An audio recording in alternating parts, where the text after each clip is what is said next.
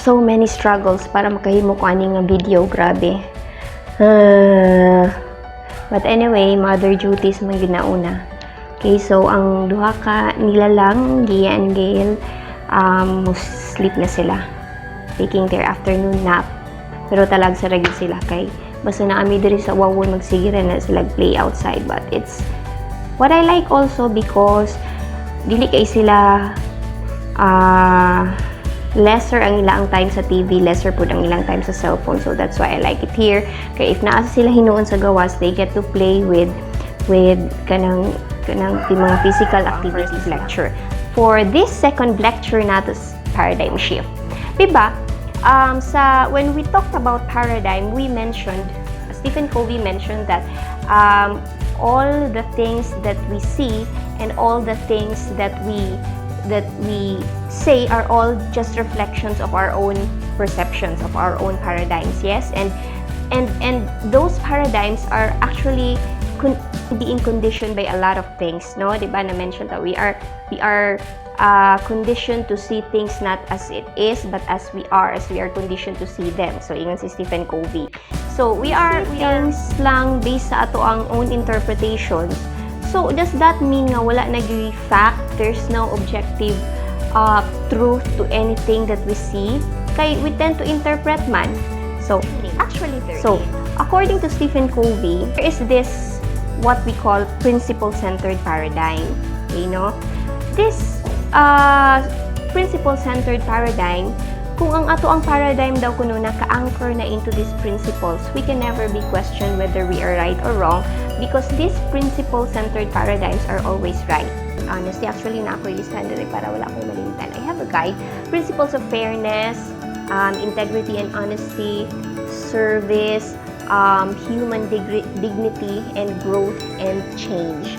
Okay, according to Stephen Covey, this 5 principle-centered paradigms, if our paradigms are anchored on these principles daw kuno, we cannot be questioned whether we are right or we are wrong. You are applying the concept of fairness.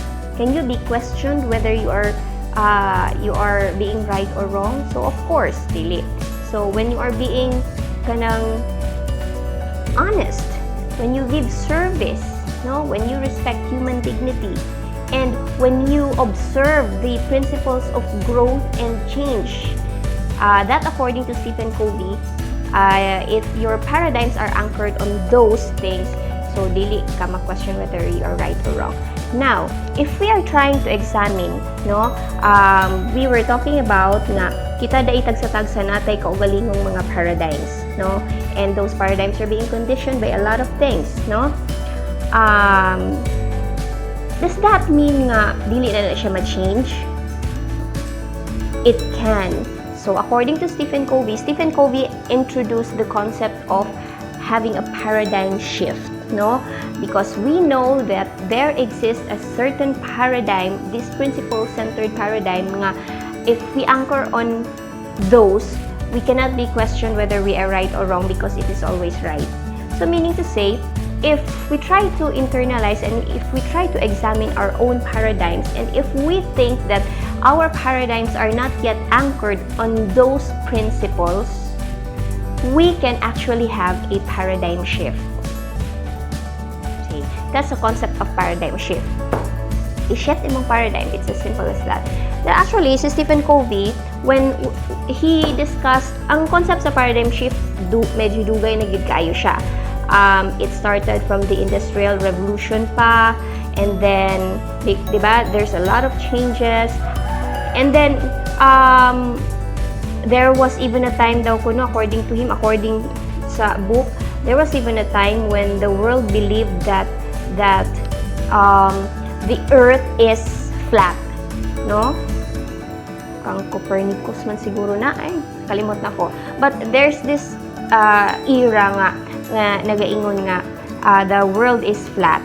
And then here comes this scientist, astronomer, no, with all the gadgets and instruments that he had that time, has proven nga the earth is not flat, the world is not flat, but instead it's a sphere, no? So imagine the shift of paradigm of those people living in those times nga ilang pagtuo ang earth flat and then all of a sudden dili di ay. So that's basically the larger concept of having a paradigm shift. Now, on a personal level, Stephen Covey also, what I like about the book ni Stephen Covey is that naa siya mga examples of those concept nga kanang big things, and then ako siya example nga makarelate po ka on a personal level. Like for example, when he was traveling daw kuno from his office, mauli siya sa ilang balay, nakasakay siya sa train og usa ka papa and then ay duha ka kids, mga boys. And then kaning mga boys niya alingasa kayo as in. And then because Stephen Covey's from work and he usually takes a nap during daw kuno ana nga usakay siya sa train, and then ingon siya nga he wanted to take a nap and then dili siya makatulog kay agi nga madisturbo siya sa duha ka bata. So una gipagpasensyaan pa niya.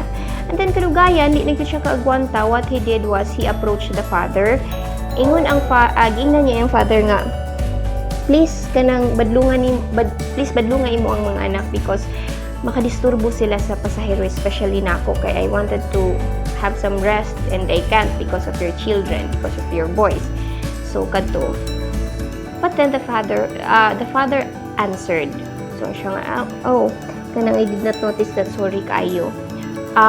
Actually, we just came from a hospital, actually gikan sa morgue, because my wife, their mother died actually an hour ago, and padumi mo uli to get some things para ma-ready na ang haya. So upon hearing that, si Stephen Covey had a paradigm shift. A paradigm shift because before hearing the circumstances of the father of that family, ang una niyang una is the father is dili kabalo mo disiplina sa iyang anak, so insensitive, probably siguro walay manners ang bata, walay disiplina. So kana siguro ang iyang paradigm, but upon hearing the circumstances of the father, nagka-paradigm shift siya. Now, in my lecture also sa Aning 7 Habits way back, whenever nga makaabot ko ani nga topic about paradigm shift, I would also like to share my own personal experiences of having a paradigm shift. Now, sa ako ang second born nga si Gia, when she was still a baby, naamang ko'y yaya. I hired a kanang yaya para niya, para maka-work ko. Kuan lang siya, kanang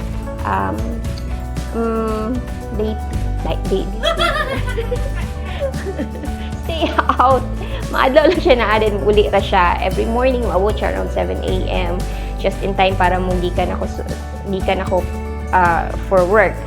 And then I particularly told her, because this is the issue of kanang naakay i-hire nga kanang stay out lang, no, nga usahay mo absent and then dili sila makapahibalo and then inana. So I specifically told her nga, please stay, if mo absent ka, pahibaw ako kay para makapangandam po ko kinsay pulig bantay sa bata na. Okay, but here comes this one day, and then I waited, alas 7 na, so naghulat ko maabot siya, wala. Alas 7, alas 7:05, alas 7:10, nagbukal na ako ang dugo. And then, that time, you're hearing that, nairing. But anyway, sige. Upon looking at the clock, kay way back na may penalty sa una if malate ni, my gosh, 50 pesos pag malate. But then, so, wala siya naabot. Naabot na lang 7:30, wala siya naabot.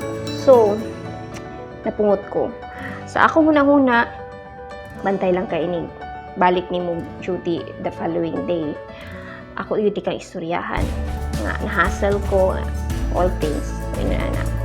So, cut the long story short, the following day, naabot siya. Nag-andam na ko sa ako ang sa ako ang speech noon sa istorya niya, no, para i-describe na ako kung unsa ko nahasol kay wala siya nananghid, wala siya naka-text or nagpaanhi ba kaha. But then pag abot niya, kita na ko niya, my God, iya ang mata murag na dislocate diri, nairog na hubag kaayo, and then murag katunga sa iyang mata, di na siya maila. And naana din ko all things nga akong gi-prepare nga speech para niya nawala. Ano ko nga, naon sa man ka? Naon sa man na imo ang nawong? My God. And it turned out di ay mo nang wala siya naka-duty gahapon the other days because hulata di siya sa iyang bana. And then I ended up interviewing her, and then I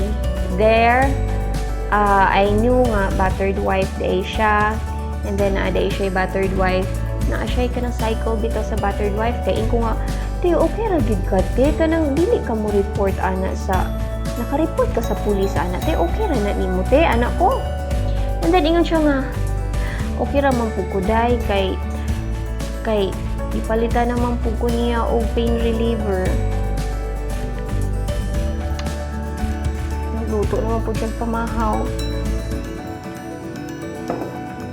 So, but anyway, so tanan, paradigm shift. We were talking about paradigm shift. So, because nagka-paradigm shift ko, ang akong speech para unta niya, nawala. And napulihan og whatever it is nga, dili na pagkapungot, whatever it is nga murag ka pagka-irritate, no, sa iyang pag-absent, nawala gid na siya all of a sudden because of naminaw na lang ko. And then kato. But anyway, that's the concept of paradigm shift, and I'm sure that all of you kinsa tong naminaw karon sa video, you have your own corresponding paradigm shift, mga paradigm shift moments. Okay. Now, okay, so we're done with paradigm shift. Now, another concept that Stephen Covey introduced is the concept of the inside-out approach. No, according to him, if we wanted out to change anything about the world, about our spouses, about our partners, girlfriend, boyfriend, about our friend, about our mother or children, if we want to change anything about them, about the situation, what we're going to do first is we have to change ourselves first. Very simple. So how are we going to change ourselves? Changing ourselves is easier said than done, but that has to come from our own paradigm. So in order for us to change anything, we should first change our perceptions and our own paradigms. That's how we can sustainably change ourselves, and in effect, hopefully, we would be able to expand our circle of influence. Now, the circle of influence, we will talk that later when we discuss habit number 1. Okay? So, that's the inside-out approach. So, if you wanted nga, tan ako, gusto na ko sa ko ang banang ang sweet food siya, I would not expect nga siya ang mag-una og sweet na ako without me doing anything. No? So, ako, if gusto ko nga sweet akong banang nako, so, ako kung ipakita nga sweet po ko niya. So, inside-out approach. No? So, ingon ana siya pag-apply. Next is, actually, also, Stephen Covey introduced the concept about the maturity continuum. I will show to you the maturity continuum. This one. Okay?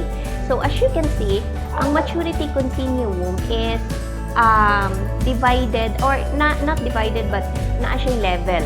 So, dinhi murag mauni siya, this is the framework of the 7 habits for highly effective people of Stephen Covey. Because as you can see, ang maturity continuum, it starts with dependence, no? 'Di ba? Just like if bata pa ta, no? Dili pa man gyud ta kakaon atua, dili pa ta kalakaw kay mga babies pa. We are still dependent on other people, on our parents to take care of us. So, this is also the concept of the 7 habits. If we are not yet applying habits 1, 2, 3, 4, 5, 6, and 7, that means we are still dependent. No?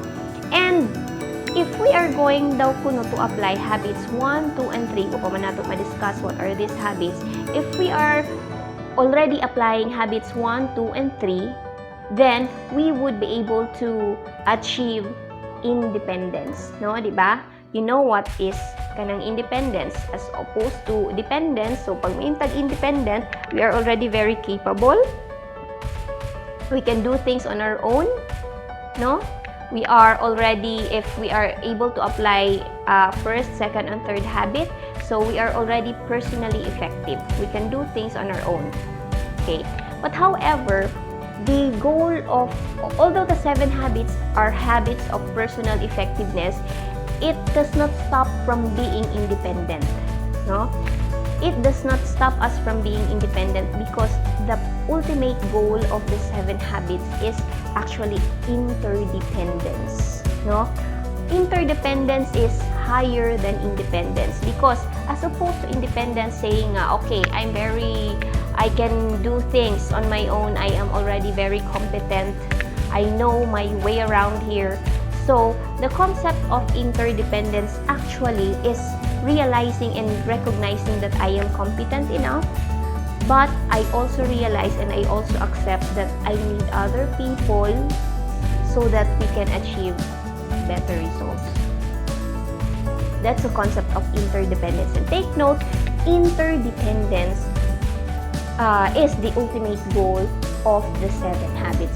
So I hope that you were able to learn something, and I hope pinaka-important yun actually is if natay ma-learn nga concept ng mga self-help concepts, pinaka-important ana is that we get to apply it and we also get to share it with other people.